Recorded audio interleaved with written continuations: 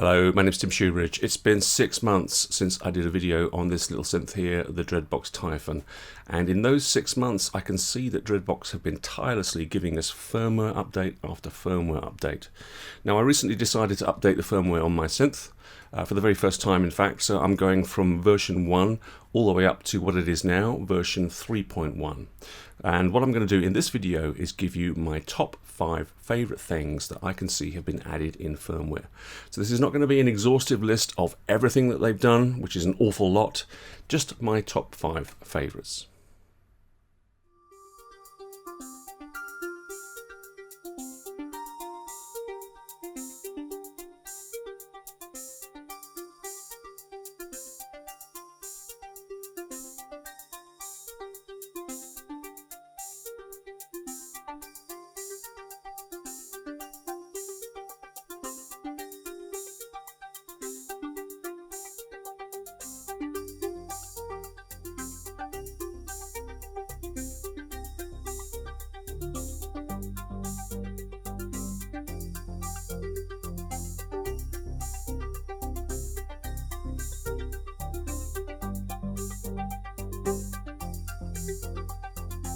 Right, so in no particular order, here is the first of my 5 favourite things that have come to me in firmware updates to the Typhon.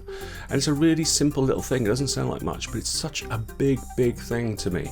And that is that when you're in the load screen and you're scrolling through your presets that you want to load, instantly as you're going through that list, you'll get a preview of what the preset sounds like.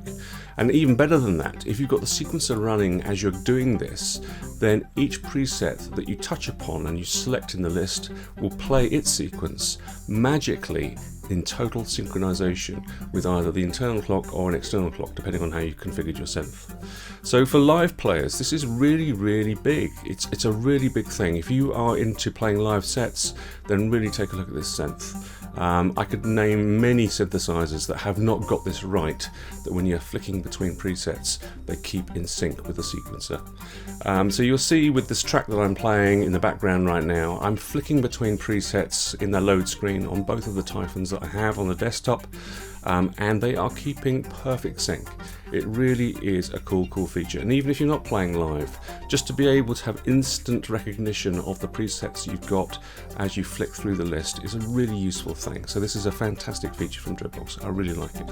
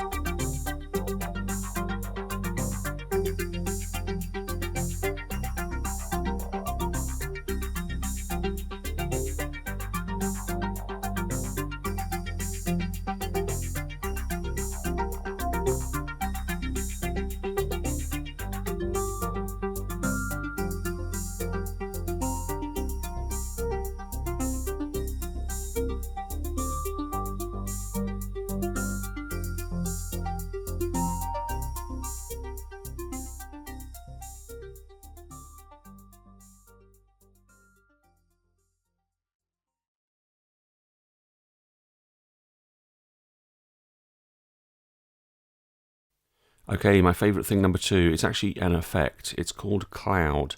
Now, if you're not familiar with the Typhon, there are 3 groups of effects.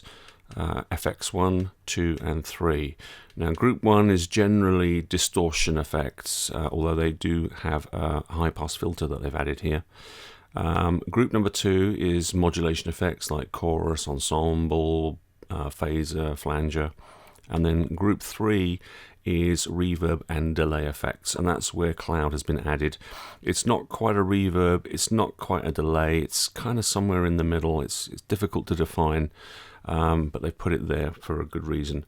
So let's listen to it. What I'm going to do is just play a simple little sequence in the background like this. So there's no effect at all. Now in terms of the mix control, this far right control, it goes all the way from 0 to 100. 0, what we have right now, there's no effect, it's just a dry signal. At 100 it's fully wet, just hearing the effect, and then at 50 you get an equal balance of the audio signal and the effect. Let's go all the way to the wet signal, 100. That's the best way to hear what's going on. And what this effect does is it uses granular synthesis, which is basically a constant real-time sampling of the audio signal and pulling out a tiny little sort of subsample, if you like. And that's why you've got that sort of like very high repetition going on. And we can increase the length and slow down that repetition by increasing the size of the grains that are being sampled. So at the moment the size is 0, the minimum.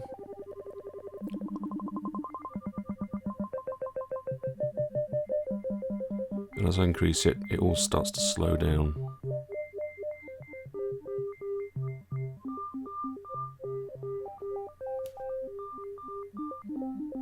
Now we're just listening to one grain at the moment. This grain parameter is set to 1. It goes all the way up to 8.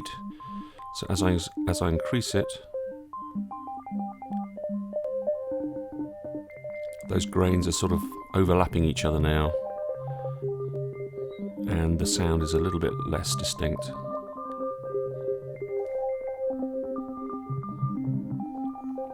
This grain parameter also goes negative, so it goes from +1 to 8 or -1 to -8. And going negative is basically affecting the envelope of the grains. This is one grain positive,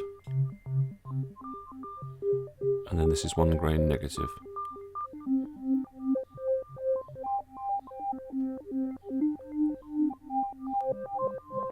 You can hear there's a sort of a scooping, as I think it's like a long attack on the grains now.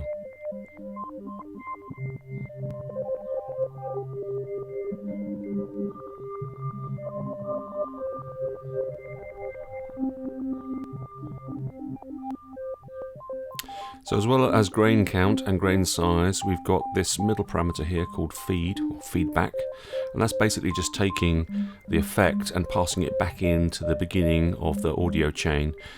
So you get, repetition. You're getting granular synthesis on top of granular synthesis, and the whole effect becomes far more sort of blurred and reverb and delay-like.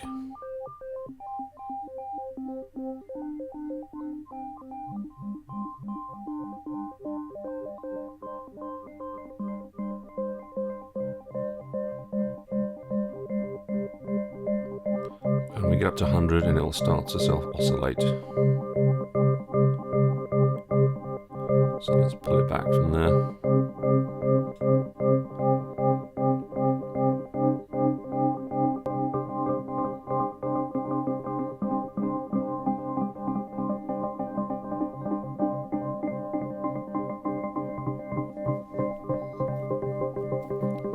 So far we're just hearing the effect on its own. We've kind of lost track of the original sequence. So let's bring the mix down to 50 so we can hear both the effect and the sequence that it's based on.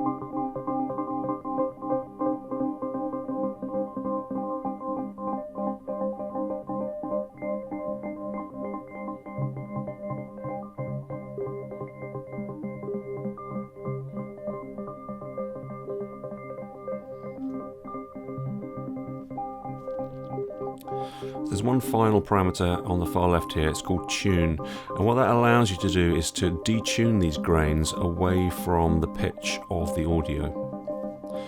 It's an exponential control on this tune, so at the bottom here, as I start to move it, it's a very gradual effect, so you can get some really nice subtle detunes going on, but towards the top of the travel of the control, the effect sort of accelerates quite quickly.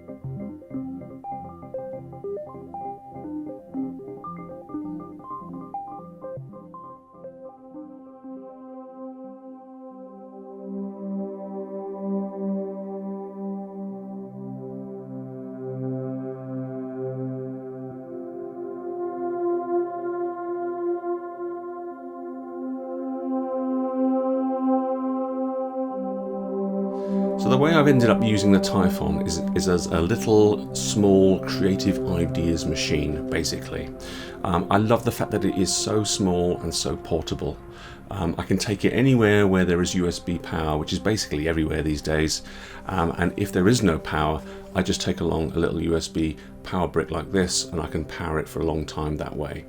And what I love about the Typhon and how portable it is that you don't need a keyboard, you don't need any other gear with it.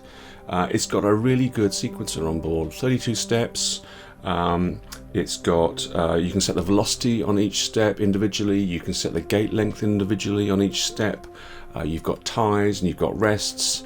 It's very easy to program, so there's an awful lot you can do with this sequencer. You don't need a keyboard and with cables and all the rest of that stuff. And I really like that. I just take some headphones and the Typhon, I create patch ideas and I create little sequences to go with those patch ideas.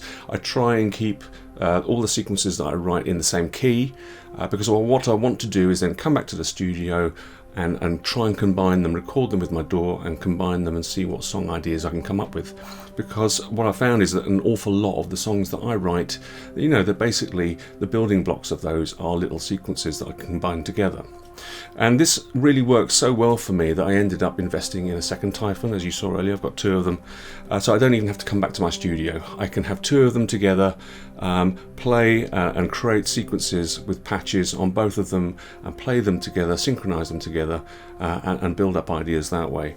And that leads me on to my favorite thing number 3, and that is, in a firmware update, Dreadbox made that daisy chaining of two Typhons possible.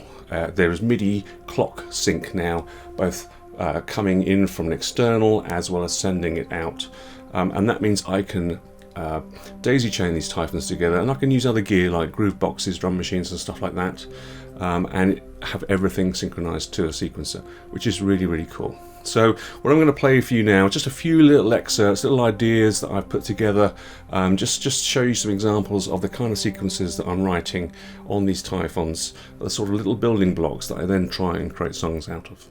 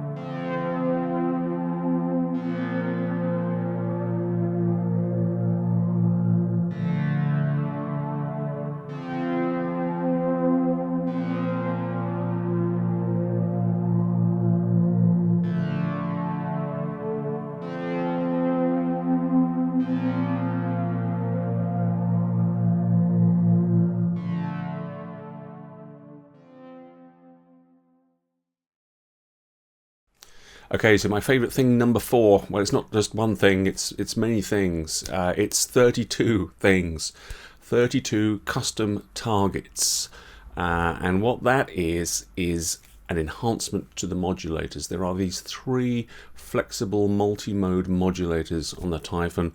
Very, very cool. I've been very impressed with them from the very start. They can be an LFO, they can be an envelope generator, they can be a sample and hold random value generator, and they can be a 32-step sequencer. So they're incredibly powerful, incredibly flexible. Now, in terms of what you can modulate with them, you have 13 sort of like mod slots, if you like, 13 destinations, targets for each modulator. Now, at some point with the firmware updates, what Dreadbox have given us is, well, they've given us the same 13 slots, but the last 3 of them are customizable, what's called custom targets. And there's a menu option where you can set what each of those targets, those modulation destinations, can be per modulator, and it's saved with your patch. So for every patch that you create, you can define 3 user-definable, if you like, modulation destinations for each of the modulators. Modulators 1, 2, and 3.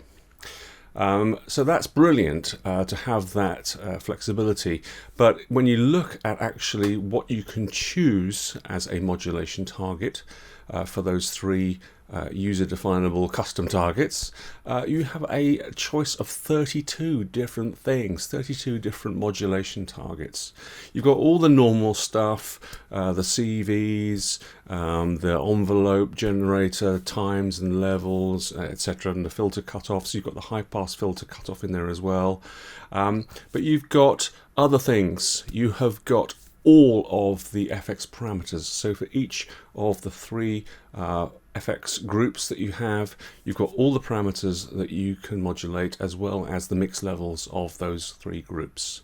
And as well as that, you have got all of the parameters for the next modulator in the list of modulators. So what I mean by that is that modulator number 1 can modulate all of the parameters, including the speed of modulator number 2, and modulator number 2 can modulate all of the parameters, including the speed of modulator number 3, and modulator number 3 can modulate all the parameters and the speed of modulator number 1. So if you sort of follow that through logically, you can see that the modulators can be modulating each other in this sort of endless cycle, meaning that you can create endlessly variable sort of effects, modulation effects or sequences with these 3 modulators. It's incredibly powerful what they've done. It's so powerful I actually haven't come up with a patch that utilizes all of this power yet. I'm still finding my way with it, but I am absolutely blown away by the power that is in these 3 modulators. I really do think that Dreadbox need to be commended for what they've put into this synth since it was released. It's really quite fantastic.